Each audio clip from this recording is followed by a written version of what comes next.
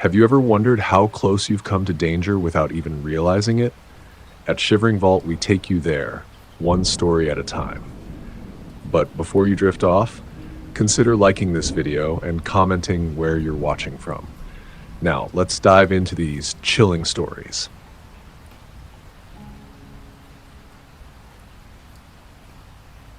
I remember that night like it was yesterday. It was supposed to be just another normal Uber ride. One of those late night fares I often get when people are out partying or coming back from work. But what happened that night? Well, it still haunts me. I can't stop thinking about it. I'm lucky I'm even here to tell the story. So I'd been driving for about 10 hours that day. I usually do long shifts because I'm trying to save up, but this particular shift was dragging. I had a few quiet rides, but nothing too weird or out of the ordinary. By the time I picked up my last fare, it was well past midnight. The guy who got in was a little off. I couldn't put my finger on it, but something about him made my stomach twist. He was tall, scruffy, and wore a hoodie with the hood up, even though it wasn't cold. I glanced at his face in the rearview mirror, and he just had this look. He didn't seem like the type of person who would talk much, and he didn't. He just slid into the back seat, put in his destination, and didn't say a word. I figured he was just tired, maybe had a long day or something, so I started driving. The route was pretty typical, taking the usual streets to get him to wherever he was going. But then, out of nowhere, he spoke. His voice was soft and flat, like he wasn't really paying attention to what he was saying. "Hey, can you take a little detour?" he asked. I glanced at him in the rearview mirror again, but he was just staring out the window, looking at the passing streetlights. I could tell he was thinking hard about something, but it was clear he wasn't fully there. "Sure, where to?" I asked, trying to sound casual, but I was getting a little uneasy. Most passengers don't ask for detours, especially this late. "My buddy's house. It's just a couple of blocks from here. I need to pick something up." Now, something about the way he said it made me feel weird. Like he wasn't just picking up a bag of chips or something normal. I couldn't shake the feeling that this was off, but I didn't want to be rude. He was paying for the ride after all.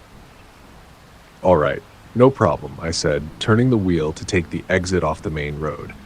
We drove through a few more streets, heading deeper into a part of the city I wasn't super familiar with.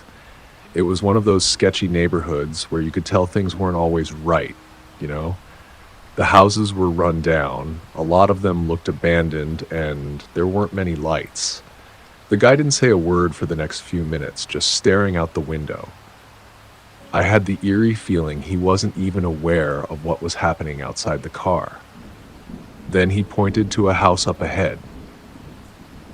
"Stop here," he said. I glanced at the house. It was the kind of place that gave you a bad vibe immediately.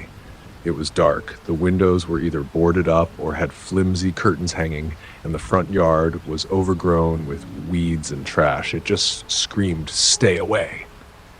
"Is this it?" I asked, trying to sound normal, but my voice was shaky. Something about this whole situation was setting off every alarm in my head. "Yeah," he said. Then he added, almost like an afterthought, "I'll only be a minute." I didn't like the idea of him leaving the car in this area, but I didn't want to seem rude, so I just nodded and kept the engine running. I locked the doors out of habit. I figured I'd wait for him to come back and then just finish the ride. But then, things got weird. I saw movement near the front of the house. A group of men appeared from the shadows. They were walking slowly toward the car, and I could hear their muffled voices. It wasn't just one or two people, there were at least 4 or 5 of them, all looking off. I couldn't put my finger on why, but their movements were stiff, like they were being too careful about every step they took. And then I saw something that made my heart drop into my stomach. One of them, tall, with dark hair, was holding a crowbar. Another had a baseball bat. I didn't know what the hell was going on, but I knew this was bad. Really bad. I felt like I was frozen in place. My mind was racing, trying to make sense of everything, but all I could do was stare at the men approaching the car. The guy I'd been driving, the one who asked for the detour, came out of the house. He was holding something in his hands. Looked like a small bag, maybe some money or something. But as soon as he saw the men, his whole demeanor changed. The group of men started shouting at him. I couldn't hear the words clearly, but I could tell they were angry. It was like they were accusing him of something. The one with the crowbar was pointing at him, waving it around like he was threatening him.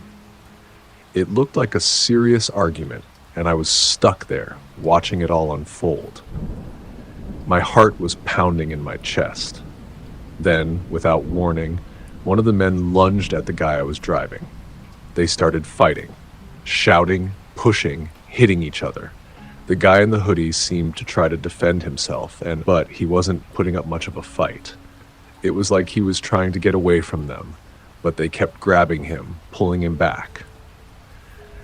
My first instinct was to just drive away, to get out of there as fast as I could, but I couldn't move. I was too scared, too paralyzed by what was happening right in front of me. My hands were shaking on the steering wheel, and I felt like I couldn't breathe. Then things took a darker turn. The men started moving toward my car, banging on the windows. One of them smashed his hand against the passenger side window, leaving a huge crack. They were shouting at me now too, yelling things I couldn't understand. I was completely trapped. I thought I was going to die right there, just sitting in my car. And then, just as quickly as it started, the guy in the hoodie got into the back seat, slamming the door shut. Without a word, he just slumped down against the seat, breathing heavily. He didn't look at me. He didn't say anything. That was when I realized just how bad things were. These men had no intention of letting him go. They were looking for him, and I had no idea what was going to happen next. I didn't wait for them to come back to the car. I floored the gas pedal, speeding away from the scene as fast as I could. I didn't even check the rearview mirror. I couldn't bring myself to look. The guy in the back was still quiet, not moving. I didn't know if he was hurt or just in shock, but he wasn't saying anything. I couldn't wait to get him out of the car and just be done with whatever mess I had gotten myself into.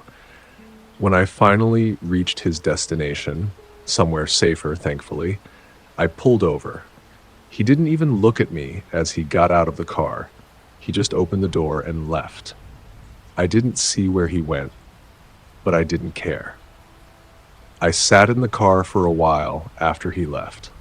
My hands were still shaking, and I kept replaying everything that had happened. The men, the fight, the banging on the windows. I could still hear those sounds in my head. I don't know what was going on with that guy or what those men wanted from him, but I know one thing for sure. Whatever it wasn't good.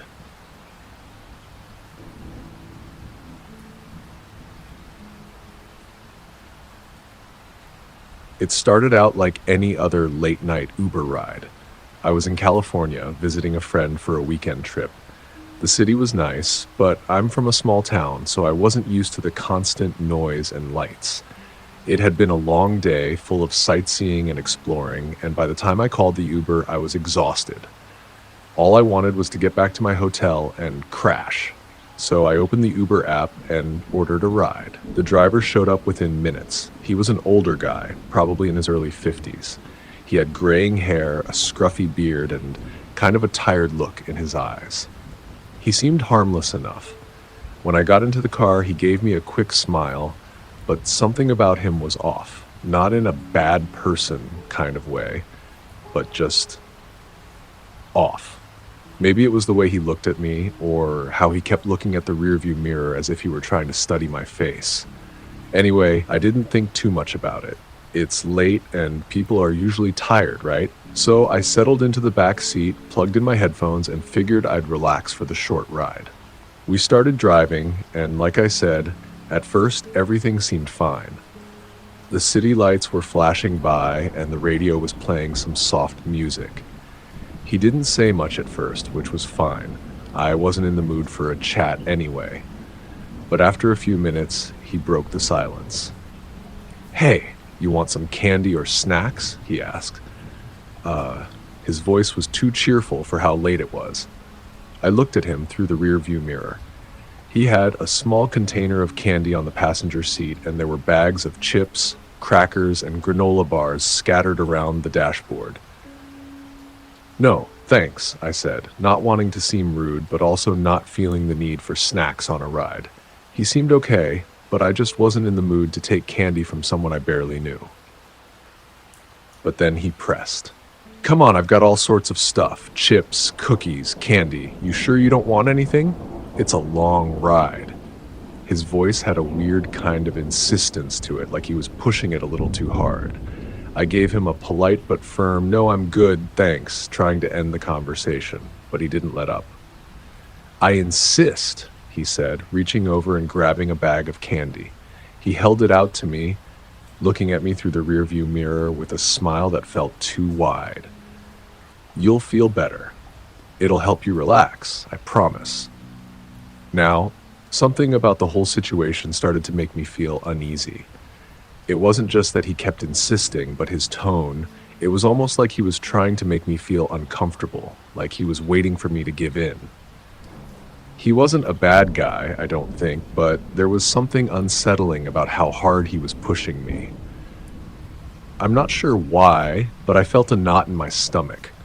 I looked out the window, pretending to be distracted, hoping he'd drop it, but he didn't. "I won't take no for an answer," he said, still smiling in that weird way, like he thought it was some kind of joke. But his eyes in the rearview mirror were still locked on me. There was this intensity in his gaze that I couldn't shake. At this point, I started to feel trapped. I didn't want to make things worse by refusing him again. What if he got angry? What if he wasn't really joking? I started to think about how isolated we were. Just me and him, driving down a long stretch of road, no one else around. I tried to laugh it off, hoping it would ease the tension. "I'm really okay. Seriously." But he didn't laugh. His smile faded slightly, and for a second he just stared at me through the mirror, his eyes narrowing. "You sure?" he asked again, his voice colder this time. I nodded quickly. "Yeah, I'm fine." The air in the car felt thick now. I could feel his eyes on me, even though I was trying to ignore him. I didn't know why I couldn't shake this feeling that something was wrong, but I couldn't. The silence that followed was uncomfortable, and it felt like he was waiting for me to change my mind. But I didn't. I just kept my gaze out the window, not wanting to encourage any more weird conversation. Then, as if the tension wasn't bad enough, he did something that really made my heart race.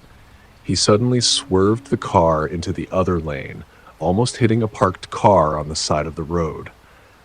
The tires screeched against the asphalt as he yanked the wheel back, causing the car to veer violently to the right. I was thrown against the side of the seat, my heart pounding in my chest. I looked up at him in shock, but he wasn't even looking at the road. He was just staring at me through the rearview mirror again, that wide, uncomfortable smile back on his face. "What's the matter?" he asked, his voice too sweet. "I thought we were having fun." I couldn't even respond. I was too freaked out. I didn't know what to do. Should I scream? Should I tell him to pull over? I didn't know what would happen if I angered him. I looked around, trying to see if there were any signs of life, any other cars, anything that might make me feel less isolated. But the road was empty. Just us. And the longer I stayed in the car, the worse it felt. "You're not being very friendly," he said, his tone now taking on a hint of frustration. His hands tightened around the steering wheel, and he swerved again, this time much more sharply, making the car jerk left and right. I was gripping the seat so hard my knuckles were white, trying to keep myself steady. "You've been refusing everything I've offered you. You're not taking the candy, not chatting with me. It's rude, you know?" He muttered under his breath, the words laced with anger. I could hear the change in his voice now. It wasn't just weird, it was genuinely scary. He was mad, and something in his tone told me that he wasn't just angry about the candy. I sat frozen, not sure what to do, as the car continued to swerve dangerously. I could feel my heart beating in my throat. He was doing this on purpose. He was driving like this to scare me, to make me feel powerless. I couldn't take it anymore. "Pull over," I said, my voice trembling. "Pull over now, I'm done." But he didn't. Instead, he laughed. A cold, sharp laugh that sent a shiver down my spine. "Relax. I'm just messing with you," he said, still swerving erratically, but I could see the anger in his eyes now. He wasn't just messing around. I don't know how long it went on, but I finally saw a gas station up ahead. Without thinking, I pointed and shouted, "Stop there!" He didn't seem to hear me, but I repeated it louder. When he finally pulled into the gas station, I didn't even wait for him to stop the car completely. I grabbed my bag and opened the door while the car was still rolling. I didn't care.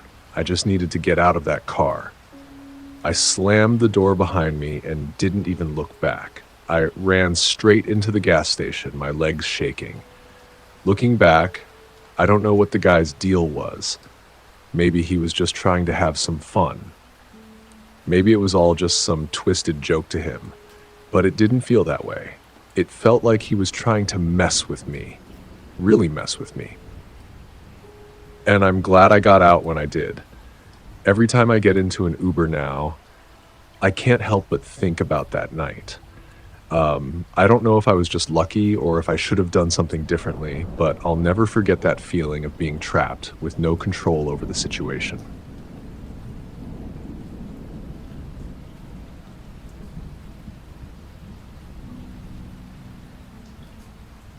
It was a Sunday night, and I had been out with some friends in the city, hanging out at bars, having fun.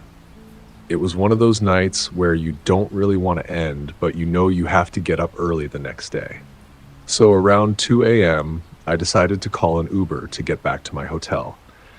I didn't want to drive after a few drinks, and it just seemed easier than trying to find a cab or a bus. I ordered the ride through the app, and within a few minutes, the car pulled up. It was a regular sedan, nothing fancy. The driver was an older man, maybe in his late 40s or early 50s. He had a scruffy beard and was wearing a baseball cap, which seemed a little out of place considering how late it was. But honestly, I didn't think much of it. I wasn't paying attention to him that much. I just wanted to get home. I got in the back seat, said hi, and told him where I was headed. He smiled and nodded and then started driving. Everything was fine at first, the usual small talk. He asked me if I had been out for the night and how my evening had gone. I answered casually, telling him it was fun, but I was ready to crash. At first, he seemed like a normal guy, a little chatty, but nothing weird. I had no reason to feel off, but somewhere along the way, the tone of the conversation changed. He looked at me through the rearview mirror and said, "Nobody knows where you are right now, huh?" I didn't really get what he meant at first, so I just said, "What do you mean?" trying to laugh it off. Nobody knows where you're going. You could be anywhere. You trust people too much, huh? He said, his eyes still glued to the rearview mirror. I felt my stomach drop. There was something about the way he said it that didn't sit right with me. I didn't know if it was the tone of his voice or how calm he sounded when talking about something so unsettling. I chuckled nervously. "Yeah, well, it's Uber. You know where I am." But he didn't laugh with me. Instead, he just said, "But you never know. Could be anyone driving this car, right? Could be someone who wants to hurt you. No one would know until it's too late." I didn't know how to respond to that. It was just strange. What kind of Uber driver talks like this? I started to feel uneasy, but I tried to brush it off. Maybe he was just trying to be funny, right? But it didn't stop. A few minutes later, the driver spoke again. "You're sure you're okay? I mean, I don't know. You could get in trouble out here, Nobody would come looking for you." My heart started racing. I tried to think about what could possibly be making him act like this. Was this some kind of sick joke? Was he testing me? Yeah, I'm fine, I said quickly, trying to keep the conversation light, but my voice didn't sound as steady as I hoped. You know, some people aren't as friendly as me, he said, still glancing at me through the mirror. You never know who you're really dealing with. Could be someone worse than me. What would happen to you if something happened, huh? Would anyone know where to find you? I felt my chest tighten. I knew something was wrong. This wasn't normal behavior. I tried to act calm, even though my heart was pounding. I couldn't think of a way to get out of the car without making things worse, so I just stayed quiet, hoping the ride would end soon. The weird comments didn't stop. They kept coming. You never know what can happen in the dark, he muttered. People do all kinds of things when no one's looking. By this point, I was seriously starting to panic. We were driving down a dark, quiet street now, and there were fewer cars around. I couldn't recognize where we were anymore. Finally, I managed to get the courage to speak up. I really don't appreciate what you're saying. Can you just take me to the hotel, please? He didn't respond at first, but I could see him tense up through the mirror. Then, after a few moments of silence, he said something that made my blood run cold. You're not scared yet, are you? He said, his voice soft but chilling. Because you should be. My whole body went cold. I felt a wave of panic wash over me, and I started thinking about what to do. Should I text someone? Call the police? I didn't know what would make him stop talking like this, but I needed to get out of that car now.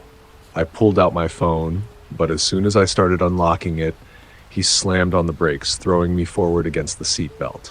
I gasped, trying to catch my breath. He had stopped in the middle of an empty parking lot. There were no lights around, just a few parked cars. It felt like we were completely alone. Why don't you just give me that phone? He said suddenly, his voice now completely serious. I froze. I had no idea what he was planning, but I knew I wasn't sticking around to find out. I was shaking now. I didn't know what he was going to do next, but I wasn't going to wait around to see if he was crazy. I dialed 911 with shaky hands and tried to press the call button, but before I could, he lunged over the seat, grabbing my phone from my hands. "Give it back!" I shouted, terrified. He held the phone just out of my reach, grinning in the rearview mirror. "You're not going anywhere," he said, his eyes cold and calculating. I had to think fast. I don't know what gave me the strength, but I wasn't going to let him take control of this situation. I reached over, grabbing the door handle with everything I had, and yanked it open. I didn't care that the car was still running. I didn't care that he was in my face. I just ran. I don't even remember how I got out of the car so quickly. My legs were shaky, but I was sprinting toward the nearest street, hoping I'd be able to get help before he caught up to me. Somehow, I managed to flag down a passing car, and the driver pulled over. I practically started screaming, "Please help me." The driver immediately called the police, and I gave them all the details I could remember. It felt like a dream, but the terror in my chest was all too real. The police came, but the driver was gone. I don't know if he just ran off or if he had some other plan, but he was never caught. They said I was lucky to have escaped and advised me to be extra careful when using rideshare apps. I still don't know what his intentions were. Maybe he was just trying to mess with me, or maybe he was more dangerous than I even realized. All I know is that I'll never take another Uber at night without feeling that knot in my stomach. That was the scariest thing that's ever happened to me, and I'm just thankful I'm alive to tell the story. That's it for today's tale from Shivering Vault. If you have a story worth sharing, drop it in the comments or send it our way. Don't forget to subscribe and share with your fellow thrill seekers. As always, the Shivering Vault thanks you for unlocking today's tale. Until next time, the vault awaits your return.